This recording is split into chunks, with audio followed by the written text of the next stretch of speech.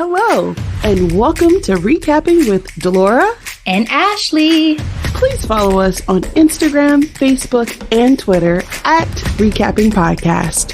Also, rate, review, and subscribe to our show on your favorite podcast platform. We're on all the things. We want to hear your thoughts on the movies and shows we review.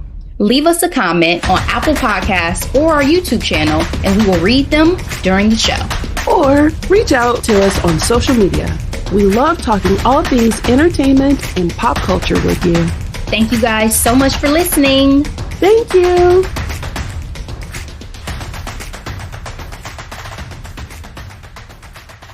We're back. Hey, and guys. We back. Hello, everyone. It's been a little minute. We appreciate y'all patience as we had some life events going on, some things to do, but we are outside. Back. We was outside. When I tell you, I still got a little glow on my forehead because I was outside so much. Okay. How are you doing today, Delora? I'm doing well, considering, this whole being outside thing. I caught a little summer cold or something, but other than that, God is good. How about you, Ashley? You need to be pouring a little whiskey and some tea. I told you, I live by a hot toddy. Tonight, I'm gonna do it. I'm good. I am not sick, thankfully, but I am resting and recuperating from my time working with the American Black Film Festival, which was amazing, and we're gonna get into. But yes. But otherwise, I'm doing really well. I'm very happy to be back, getting on the mic and talking about a few things. So without further ado, let's talk about where we've been and what we've been up to. So Delora, kick us off with your outing since last we spoke. Yes. All right. So the best thing about summertime are the concerts, live music. And I had the privilege of seeing Paramore in Detroit at the Little Caesars Stadium. It was so much fun. It's so funny telling people that you're going to see Paramore and you're in your 30s, because when I tell you they were the soundtrack of like my college years. I was going to say, who else would go see Paramore? Do the 20-somethings and the teens mess with Paramore? When I tell you it was more Gen Z's cosplaying as how a lot of people of our generation used to like. Not cosplaying. Y'all just wearing our recycled. Ashley! Y'all just wearing our recycled looks. Y'all cute. That part. Oh, it was, and they were so freaking good. Like, I got my life. I was screaming on the top of my lungs. Honestly, I need to learn from this because I thought I was hoarse for a while because I was screaming too loud, but then it turned into an actual cold. But Haley, yeah, her voice is amazing. She didn't sing my song All I Wanted Was You, though, because that would have made me cry, but she did sing my other songs. That's what you get when you let your heart win. Oh my goodness. Shout out to Taylor York and Zach. It was a ball. And honestly, their concert has to be one of the most diverse concerts I've attended, next to Bruno Mars. Like, diversity from age range to ethnicity. Their fans run the gamut, and I loved it. It was amazing. So did Paramore break up at one point and Haley went off on her own? So they sure did. Is this like a reunion tour? They have a new album. So this is their new album tour. This is why some of our old episodes back in 2020, I highlighted some of my favorite songs from her new project, her solo project, I should say, because that's fire too. One of my favorite songs from that album is called Crystal Clear, and Roses, Lotus, Violets, and Iris. Oh, so good. That whole album is really good. And Tyler wrote on it too. And they're a couple now, which is a whole lot of drama and juiciness that I love as well. It's not really drama, but he has been a part of the band the band has gone through different iterations of, band members and things like that, and Haley has been like the most consistent through the years, but Taylor's been there for a while, and I love him because he's so good at the guitar, but he just seems he's so unassuming. He literally was in the crowd in Detroit and no one like screamed. Like he was just walking with his guitar at one part of the performance, and no one was like screaming their heads off saying, "Oh my goodness, Taylor's right here." So anyway, a blast. Highly recommend.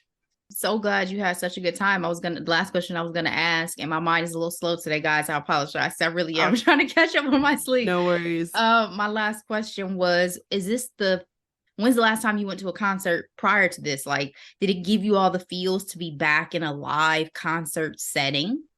Oh, that's a great point. So the last like specific artist concert I attended was On the Run 2.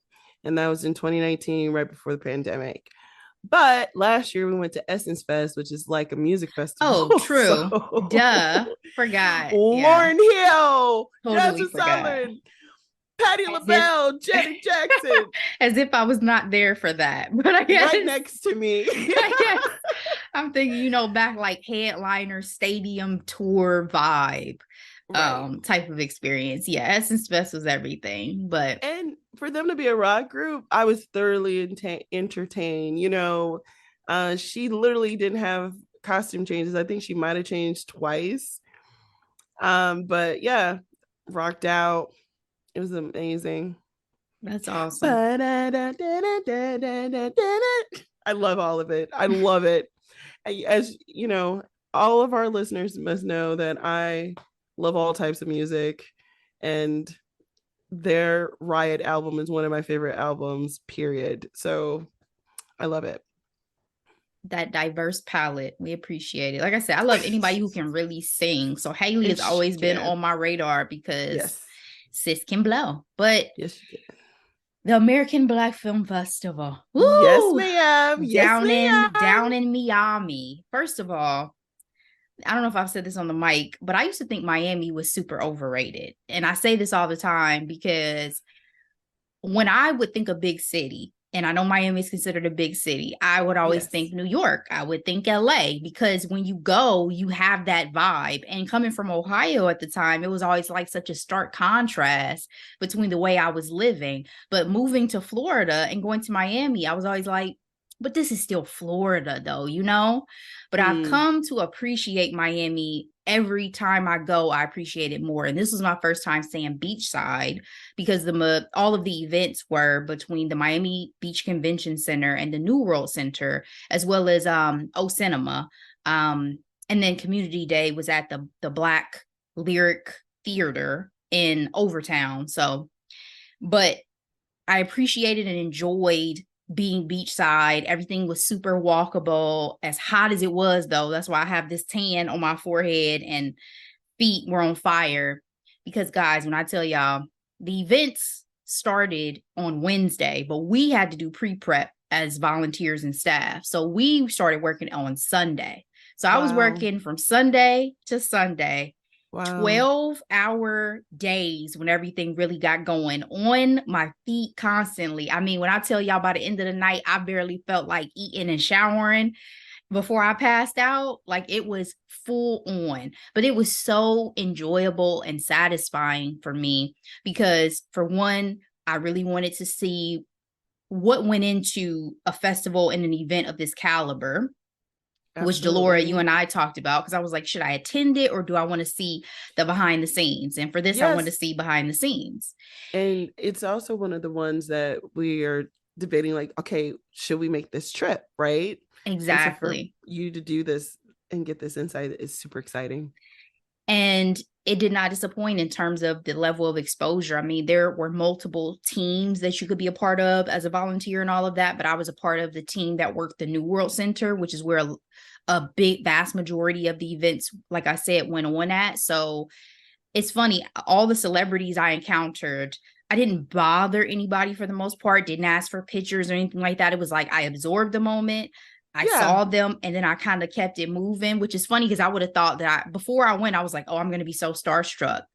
I saw Taraji up close, Morris Chestnut, Lorenz Tate, Danielle Brooks, Issa, Lena Waithe, Omarion, Lance Gross, who I told you is gorgeous in person. I was like, did you get that smile though? Gorgeous. Yes. Yes, we got it. Kendrick Sampson, Matthew Cherry, I ended up seeing on Community Day. And I know you love Matthew Cherry. Do. Yes, he premiered Young Love, which is the follow-up to Hair Love. Yes.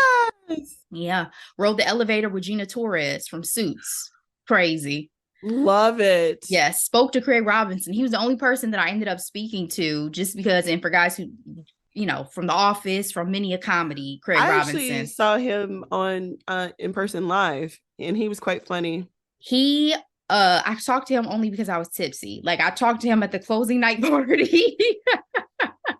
He wasn't creepy or anything. He was not creepy. He was sitting over, just minding his business. And I walked up to him. I was just like, you know what? I have not bothered anybody. I just want to tell you, I love your work. And that was really kind of it. But he could barely hear me because the music was blasting and all of that. And I was like, I guess that was my one celebrity that I chose to speak to today. But overall, I think the satisfaction I got from it was, again, being able to see all the behind the scenes and all these events and all of that. Oh, and the Browns, Tabitha and Chance. Tabitha Brown, everyone said, because I didn't go backstage for whatever goofy reason, was lovely. And Kirk Franklin, everybody said he was the person that came and made sure he shook every single person's I love that. So there were some lovely talent, some lovely encounters, but it was the team I got to work with. I got to give a shout out to. It was such a pleasure to work with my team: Diana, John, Travis, Winter, Emil, Sharice, Kayla, and Katab. I love y'all. I love overall everybody I got a chance to work with, but that was my core team. And thank you to the Fridays, Jeff and Nicole, for having me this year, and for the 27th year of this festival, getting to be a part of it. Black excellence. It was amazing. It was long days, but the more distance I get from it, the more I know I'm gonna be like, all right, I'm ready to do another year. Did you let anybody know you had a podcast? I definitely let people know I had a podcast. And one of the folks, Travis, who's on the team, is hoping to come on to the podcast. So, okay. Travis, I'll be following up with you, as I said. But yeah, definitely. And what's crazy is I had taken, guys, we have these cards that Delora had made up for us for Essence Fest that have QR code in the back. I took a stack of them and then I couldn't find them. So that was upsetting to me. I was like, I had this whole stack of cards and now I don't know where they are. But like I said, people definitely know, connected with people via social media, all those things. So, well, I brought it up because I was curious if they were into the art themselves in, you know, one way or another. That was the great thing about, again, why I enjoyed my team so much, is because they're all aspiring filmmakers, directors, writers, all these things. And so I just enjoyed getting a chance to talk to them and hear what their dreams and aspirations are. Shout out to my guy, John, who got accepted and is about to go to NYU Film School. I mean, listen, it was so much going on in terms of the goals and dreams that people had. Another young lady who was on the talent team, she had a song that premiered in one of the films that actually was at the festival. So I mean, behind the scenes and in front was some great talent, and I look forward to seeing what everybody does in the future. But overall, great experience. Project everyone was talking about, and so when will we be able to see it? So the three big ones that we got a chance to premiere at the New World Center were They Clone Tyrone with John Boyega, Tiana Parrish, and Jamie Foxx. I was tired, so I did not stay and watch the movie, but I heard such great things. Like, there was a guy behind me during Community Day who I was about to get up and tell him, like, I need you to be quiet, because he was trying to give away spoilers. And I was like, I didn't watch the film, but that will be premiering on Netflix. And then The Perfect Find with Gabrielle Union and Keith Powers. That premieres. I want to recap that one so badly. That will premiere by the time this drops. That will premiere tomorrow, because it'll be Friday. So you guys can watch that one. Gabrielle Union was lovely. You saw her? Yes, she was there as well. And Keith. Were anybody like tall? I know most people are short, but anybody that you were like, huh? I mean, Morris Chestnut is the height you would expect him to be. Okay. Kendrick was taller. Like Chance is tall. Chance Brown. Yeah. Like the biggest thing I kept saying is everybody's very svelte. Like the TV really does add 10 pounds because everybody is very like small svelte in real life. I don't even want to say they're small. They're just like, you know, I keep telling you can tell they have a good diet and exercise routine. That's all. Like the skin's glowing, like they look good. You know what I'm saying? They look good. Everybody looked good. But yeah, I mean, again, celebrity sightings were awesome, but I think overall just getting a chance to be a part of it made it great for me. The third film that premiered, the third thing that we didn't premiere the entirety of it, but we did an 8-minute exclusive clip of The Color Purple. And then it was a talk back with Taraji and Danielle Brooks and the director, I believe. So those were the big projects that we had at New World Center. There were some panels that went on. Remember I told you Attica and Timby Locke did a panel about women writers. Lena Waithe was the ambassador this year, so she did a talk. It was the Lena Waithe effect. She had some great gems that she dropped in that, by the way. So anything that I got to sit through, which I was probably only catching 5-10 minutes here or there as I was running back and forth, everything was really good in terms of the way that they programmed the events. So check it out, guys. Check out ABFF next year. And I believe the virtual side of it is still going on right now if you want to catch some of that. So yeah, it was a great experience. Great experience. Love it. I'm glad you're back home safely. Thank you. Thank you. What I realized and I said is I like being busy. Like I enjoyed being exhausted. I know that may sound crazy, but I enjoyed that, like, you know, you moving and having that sense of purpose as to what it is that you're doing. You must have felt accomplished in all your moving. It felt very satisfying. That's all I can say. Good. Like I was just very satisfied. Now my feet were talking to me. One of my feet is still recovering. I was going to say, did you have comfortable shoes? That was a whole ordeal. I thought I had bought Birkenstocks specifically. I thought I was going to be able to wear them, but because we were on the production side and we're doing behind the scenes stuff, I had to wear closed-toed shoes. So I went to Steve Madden around the corner and got a pair of shoes. So I'm breaking in brand new Steve Madden sneakers and on my feet for 12 hours a day. Thankfully, they were comfortable enough. But next year, Huaraches or Crocs. That's all we doing. That's all we doing. Crocs. I know. Crocs. I know. And that's very upsetting because I think Crocs are hideous. I don't even own Crocs. I told who I was telling. I was like, Birkenstocks are the first ugly, comfortable shoe I have caved into. You can't tell me nothing about my Birkins, but I have yet to convert over to Crocs. So that's we're on the exact same page. The only reason why I say this is because me and another volunteer bonded so hard over our poor feet. And she was like, I had to switch to Crocs. I had blisters on my feet yesterday. And I was like, you know what? That's probably going to be next year. Because when I tell y'all I was switching back and forth into my Birkenstocks when I had to go make runs back in the streets of Miami, every single day, I wish I had a Fitbit because every single day, I wonder how many steps I was getting. I had to walk from my Airbnb to the host hotel, from the host hotel to the venue, from the venue, whatever we had to do for that day, and back to my Airbnb at night. It was a lot. Girl. So I say all that to say, guys, check out ABFF next year. I'll probably be there again. Shout out to all of the wonderful patrons who came and they knew me by the end because I stood in the same spot for every single event. So by the end of it, I had my people in my section who always knew me. So it was a good time. Good time. Love it. All right, Delora, let's get into our headlines and hot topics of the day. First one up. Kourtney Kardashian is pregnant again, this time with Travis Barker's baby. I was excited about this news when it dropped because I know that they had struggled with fertility. And Kourtney Kardashian is 44 years old. She had gone through IVF. She had talked about the side effects of IVF. And to see that now they are expecting their combined 7th child, is beautiful. And she did It it is. in such a cute way. It was an homage to Blink-182's 1999 hit, All All the the Small small Things. things. I said if we didn't have music rights issues, I would have loved to insert that in, guys. So that was your that was your insertion. But yeah, in the video, a fan was holding up a sign that read, Travis, I'm pregnant. So that is exactly what Courtney did. And yeah, what are your thoughts on this? I think it's beautiful. You know me, I am gladly off the Kardashian train.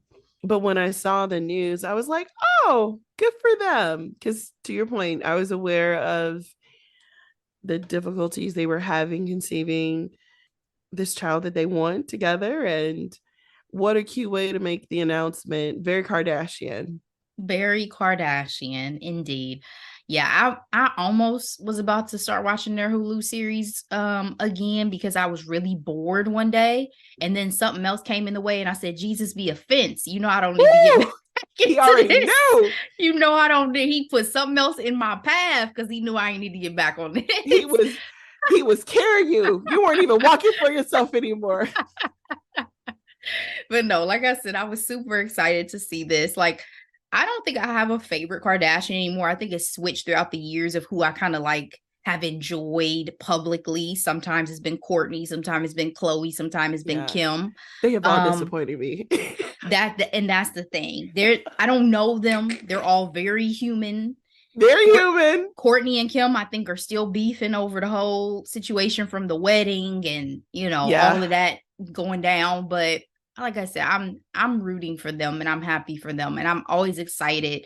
Like, I think somebody made a comment saying Kourtney Kardashian is pregnant and married to the love of her life at 44 with their first baby together. Don't ever, as a woman, let anybody tell you that if you don't do it by 30, it's never going to happen for you. And that's the thing. Like, I just love, yes, I love and that. Rooting for women having babies over 40 too. Like, absolutely, yes. absolutely. All right, let's move on to our next headline. This one has been in and out a little bit, and when it first came up, I was like, just a little kerfuffle, whatever. But this is major. Anita Baker kicked Babyface off of her tour. Girl. Babyface was her opening act, and there was a show where Babyface ended up sending out a message that he wasn't going to be able to perform because the show was running late and Anita wanted her whole time to be able to do her full set, and fans got really upset and apparently have been cyberbullying and threatening Anita Baker since. And so she tweeted, after silently enduring abuse, threats of violence from the fan base of our special guest support act, in the interest of personal safety, I will continue the songstress tour alone. Appropriate refunds will be made. Babyface responded saying, I'm saddened by the news that Anita Baker has decided to remove me from the tour. It's unfortunate and disheartening to see how things have played out via social media. While I was looking forward to the rest of the dates, I have nothing but love and respect for Anita, and I wish her the best for the remainder of her tour. This is shocking to me, especially given like the caliber of both of these celebrities and given the longevity and the careers of both of these celebrities. Absolutely. Like, if these were the youngsters of this era who are super wrapped up in social media, I would see it being a bigger hype. But I think that was one of the things that got me. And the other thing is like, but it's Babyface though. Like, you should know fans are going to be upset that a legend such as Babyface is not. That's who I paid to come see for some people. Yes, that's who I paid to come see. Do you think that this drama is the result strictly of social media, or do you think that there may have been some overshadowing that happened during the course of this tour? I think there could have been a multitude of things.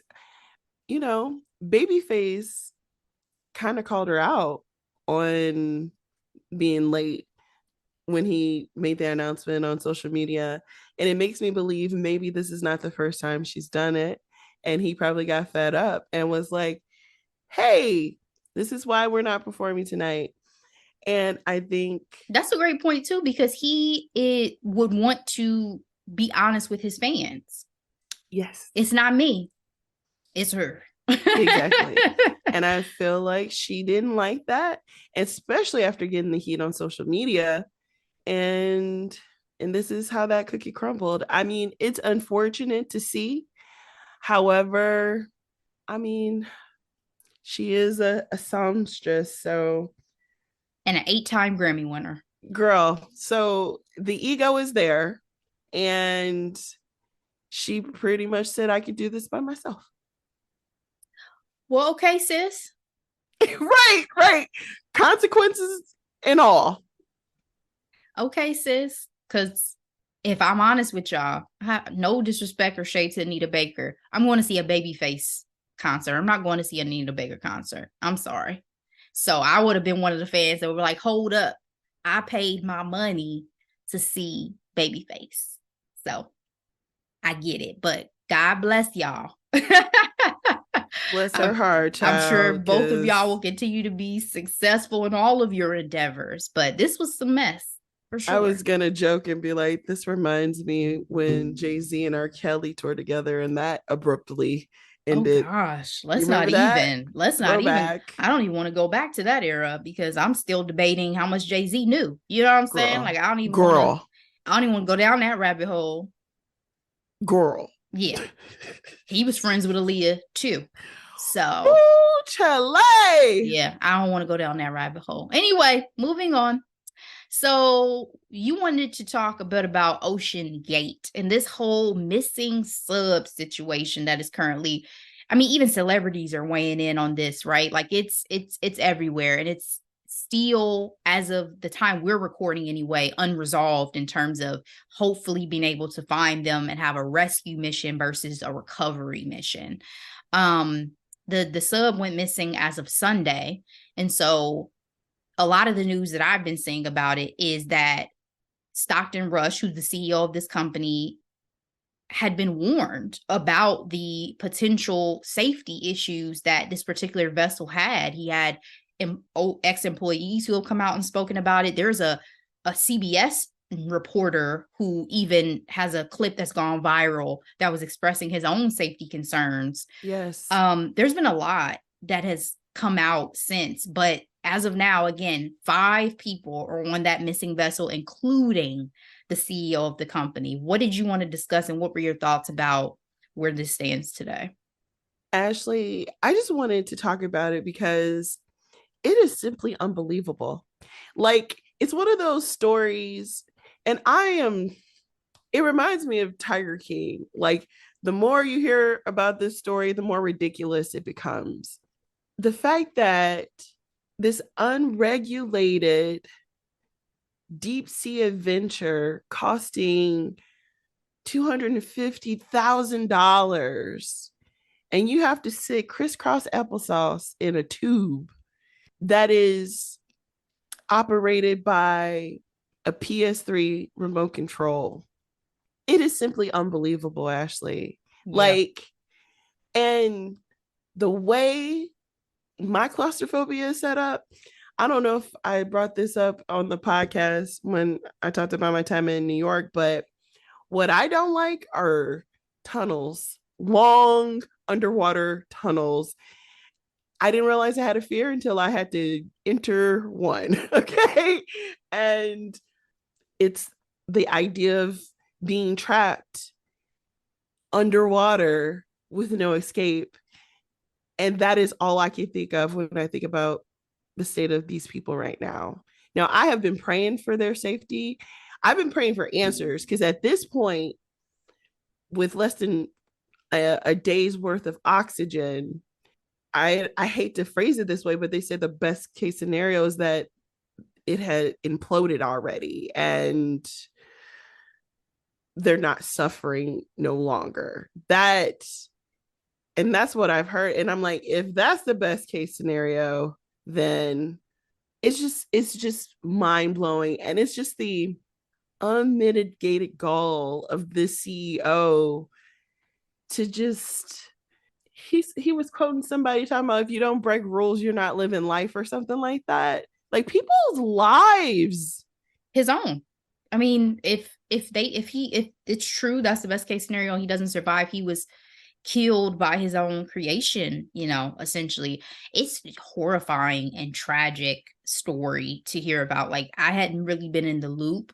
And then once I did plug back in to look at what was going on in the news and all this stuff, and I saw this story and the fact that, you know, they would have been freezing at this point because they would be surrounded by the temperature of the ocean, which would be at freezing or below. The fact they're probably huddled together for body warmth. The fact that they would know that they're running out of oxygen. It's like a horror movie. You know what I'm saying? I'm like, that's a horrible way to die. And so they can't let themselves out if they are surfaced because they were bolted in this tube. It's horrifying. Like I said, this is not entertainment. I understand that it's so crazy and wild that people have kind of turned it into entertainment, but I hope that everybody still remembers that these are human beings and that they have family and loved ones, and that they themselves were suffering and possibly are still suffering going through this. Like, I understand this billionaire and the other people who are on, it may not have been the wisest choice, but they're still humans, and this is tragic situation. And I just hope people learn from this. Like, it's almost like Elizabeth Holmes on steroids, right? Where you're making decisions and doing things that are severely impacting others. And you're woefully unqualified. And it's not even just that. You're taking risks that, again, are putting people's lives in jeopardy just because you have the financing and the means to do it, and the thought process to make it so. You know what I'm saying? Because everybody doesn't have that level of influence where they could be like, hey, I have this idea, let's run with it, let's put it out. Like, y'all were talking about, oh, the University of Washington co-signed this. The University of Washington said, no, we did not. You know what I'm saying? So it's like these rules and regulations you're supposed to follow, and yet you were still able to convince people to invest this money. Like, that's a lot. But at the end of the day, horrifying and tragic. Definitely praying for them and for their loved ones. The one guy's son or stepson, whoever it was, going to the I don't have the words. I don't know what to say about that. But these people themselves, this is a horrible way to go. And I don't know how to hope for the best, because I don't know, again, what could potentially happen. But if there is a possibility of them being returned safe and sound, I hope that absolutely happens for them. So tragic. All right, Delora, let's move on to our hot topics of the day. Just in time for Father's Day weekend over the weekend, the Simmons family has put a lot out here into the public sphere in terms of Russell Simmons, Kimora Lee Simmons, and their two daughters. Apparently, Russell Simmons has been verbally abusive towards Kimora and their daughters for years. The family is accusing him, I'm reading an article from Entertainment Weekly, accusing him of erratic and, again, verbally abusive behavior. He was called out on social media by 20-year-old Aoki, who shared text and soundless video call recordings in which Russell appears to be berating his crying daughter. Yep. She said, he's been awful to me for years, and that she's had severe panic attacks as a result of his behavior. Aoki said, my father is not well. He needs help and won't accept that. He refuses to acknowledge he is not himself. He has threatened and bullied my sister, my grandma. He has harassed my grandma in the middle of the night in poor health, sent a man to my sister's apartment at 2 a.m. to scare her. He lashes out at anyone who does not say, oh, Russell, everything is fine. Well, it's not fine. Kimora also shared her Instagram story. I'm so sorry to have to do this, but this man has been threatening my kids' lives. I'm hearing so much more now. We won't be bullied or threatened or afraid. No one should live like this. No one's child. This is abuse. Not okay. Delora, I saw in the comments on one of Aoki's posts that people are saying, oh, you should keep this off the internet. That's still your father, all this and that. But essentially her response has been that she has kept quiet for a long time, and that's never been helpful because all he cares about is preserving his reputation. Now, we know that Russell Simmons has been accused of assault and rape. Yes, ma'am. A whole documentary about it. By multiple women over the years. And so this latest claim by his family, while it's shocking, is just piling on to, claims and things that we've been hearing about him and about his character for a long time. So what were your thoughts about this kind of implosion of the family publicly? I thought it was interesting. When I first became aware of it, I saw her first video and I'm just like, what is she saying? What is she talking about? Because she was crying and saying, I know this might ruin my career as a model. And I guess that's one of the things he's been threatening his family over as well, like them losing connections in the industry if they ever badmouth him, so to speak. But she said that she was tired and it was all because she didn't side with him in a particular lawsuit. And I also thought it was interesting because I think it was her who thanked Kimora on Father's Day, like happy Father's Day to her, because it was Ming. It was the other daughter. It was Ming. Yeah. And so because of that, to me, speaks volumes. And let's keep it 1,000. Russell got with Kimora when she was a sophomore in high school. That's with renewed eyes, or it's not even renewed eyes, with adult eyes. That can come off as predatory behavior in itself. Oh no, it doesn't come off as that is predatory behavior. I'm just trying to do the allegedly situation here, but yeah, I would never, as a woman, period, at this age, if I had some influence over a child, a grown ass man wanting to connect with my 15, 16-year-old daughter, no, thank you. So it's not looking good for him, in my personal opinion, with all his own family can't even support him. And so if you can't save face with your own family, I don't know whose word of mouth is going to ever help you, you know? I wanted to just mention, since you mentioned the documentary, it's called On the Record. It was HBO Max documentary for anyone who was unfamiliar and did not watch it. It was very good in terms of information, providing information and providing firsthand accounts of the accusations.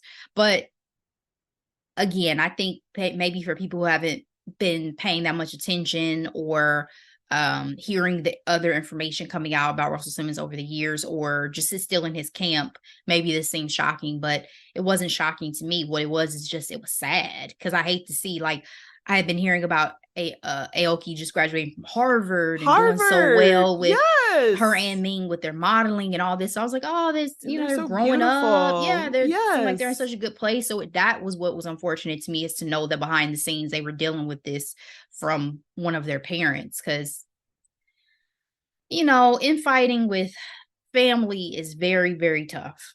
And we all go through it to different extents and different capacities over the years, but doing it in the public eye is super, super hard. And with someone who has had such a long career, I can only imagine. You call your own daughters names? Like, man, like, no respect.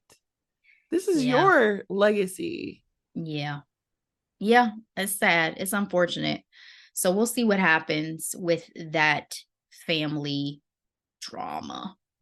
All right, let's move on to our final hot topic of the day. This Challengers trailer that has dropped. Super exciting. We love some Zendaya on this podcast. We do. We have talked about how much we were looking forward to seeing what Zendaya does next in her transition into more adult roles. Now, obviously, Euphoria, even though it's set in high school, I mean, they get into some ish, but I didn't live my life like that in high school. No.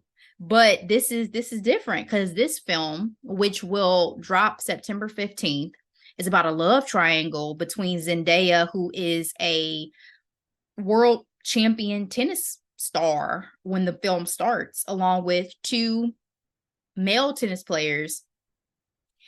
Cut to later on in the trailer in the film, she is a manager and is married to one of the two guys. And it seems like there's still some looming, or, some drama that's still going to unfold possibly with that original love triangle. So what did you think of the trailer? Are you looking forward to this? And was there anything in particular that stood out to you seeing this first glimpse? I don't think I have ever seen a threesome in a movie trailer like that in my entire life. I was like, oh, okay. It should be interesting because I know the guys are really great actors.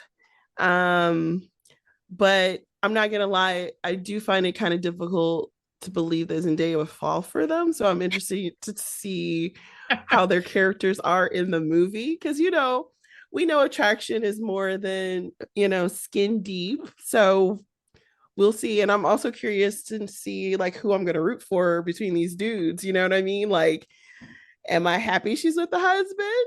Or are there some regrets? And obviously there's some backstabbing.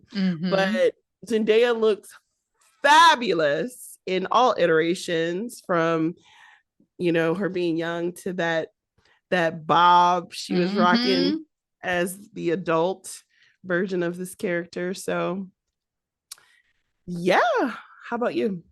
The line that sticks with me is when she was like, I got to take care of my white boys. Yep. That line stuck with me for sure. But overall, like I said, I'm just really curious. I mean, Zendaya is a phenomenal actress. So I'm just curious to see how good it feels to step into this new era with her. You know what I'm saying? And I didn't think about the whole would she be attracted to them, because I'm like, I mean, Tom, you know what I'm saying? Should we have inserted Tom into one of these roles? Like Tom is cute. And he got swagger. Tom is cute. But these two guys, I mean, they're fine. You know what I'm saying? Give them a haircut, put them in a suit. Sure, it's whatever. And one of them was from The Crown, right? Isn't one of them? Yeah. Prince Charles. Yeah, they're fine. It's whatever. So it was more so I'm looking forward to a focus on her. Like, I want to know who this character is, what makes her tick. It doesn't seem like she's happy, because it doesn't seem like she's happy being relegated to just being a manager. Her career is cut short due to injury. So I'm like, what's really going to happen? There are going to be some twists and turns. So I'm excited. I'm going to support this in theaters because y'all know how I feel about supporting my people in theaters. So I'm going to be stepping out and seeing it. And I hope that I enjoy it. So we'll see what happens. But I just wanted to talk about it since it was fresh and newly released. And I saw the trailer and I got like goosebumps for Zendaya. Yes, let's do this. Grown woman. Ready. I'm ready. Absolutely. All right, Delora. That's all we really have for this week on the headlines and hot topics front. What are we recapping for the people for Tuesday? Do you love me? I will stand between the heavens and the earth. Do you love me? We are recapping Netflix most watched show ever. Queen Charlotte, A Bridgerton Story. There you go. Long awaited, long anticipated, heartbreaking, but so good. All right, guys. Good. We appreciate y'all again for sticking with us. We know we dropped a couple replays. Hopefully you enjoyed listening back to some of those conversations. They were great, by the way. They were great. I thoroughly enjoyed both of them. Tina and The Summer I Got Pretty, season 1. I'm looking forward to season 2 of The Summer I Turned Pretty. I cannot lie to y'all. I really, even though it's teens, I'm invested. Like, yeah, I'm team Jeremiah, like I said. So looking forward to that. Never declines, my God. He is gorgeous. He is so gorgeous. But anyway, looking forward to talking Queen Charlotte, guys. We'll see you next time. Be blessed. Bye.